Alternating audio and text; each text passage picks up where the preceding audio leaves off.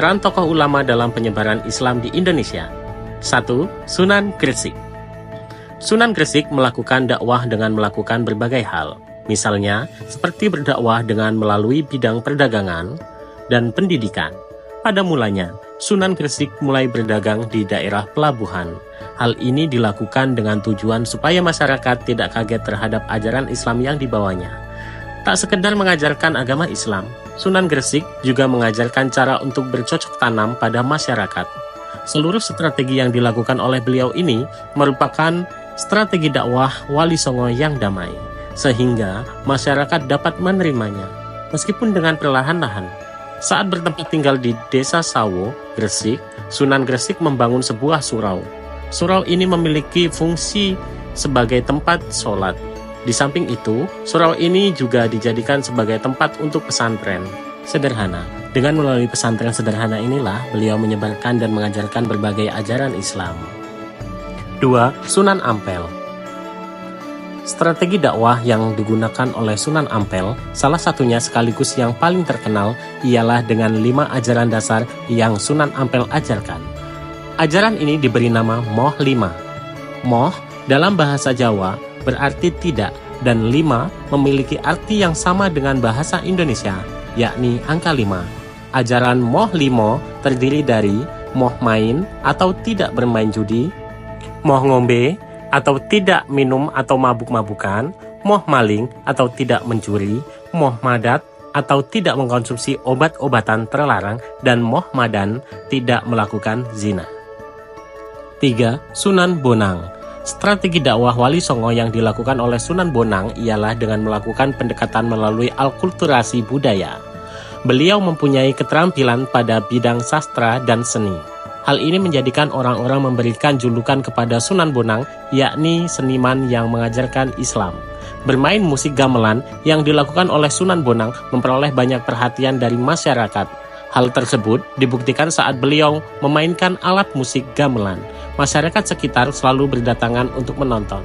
Masyarakat daerah Tuban pada masa itu memang terkenal kental dengan budaya Jawanya. 4. Sunan Derajat. Serupa dengan Sunan Ampel, Sunan Derajat juga mempunyai 7 ajaran dasar pada masa dakwahnya. Di antaranya adalah sebagai berikut. 1. Membuat senang hati orang lain. 2. Dalam keadaan gembira, hendaknya tetap mengingat Tuhan serta selalu waspada.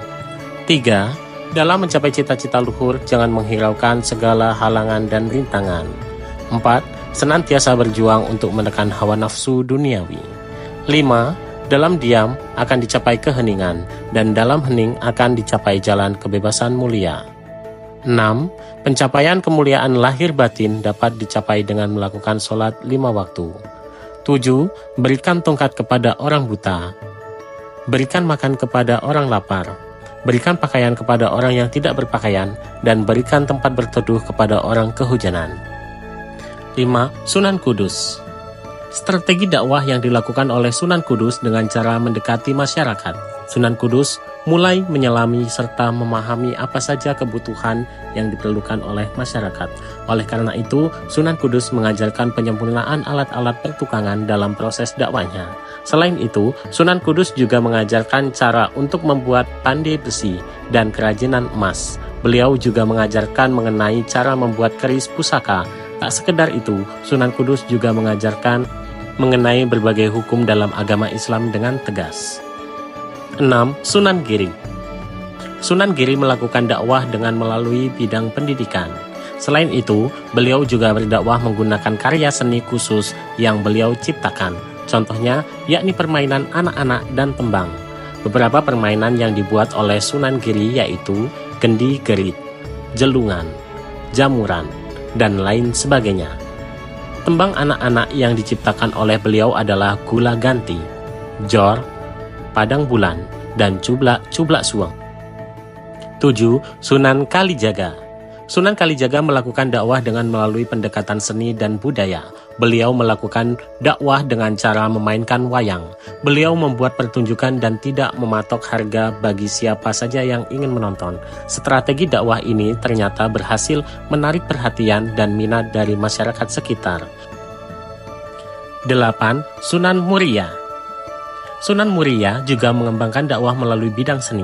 Hal ini serupa dengan yang dilakukan oleh ayahnya, Sunan Kalijaga. Sunan Muria mengembangkan penulisan mengenai sekar alit atau tembang cilik.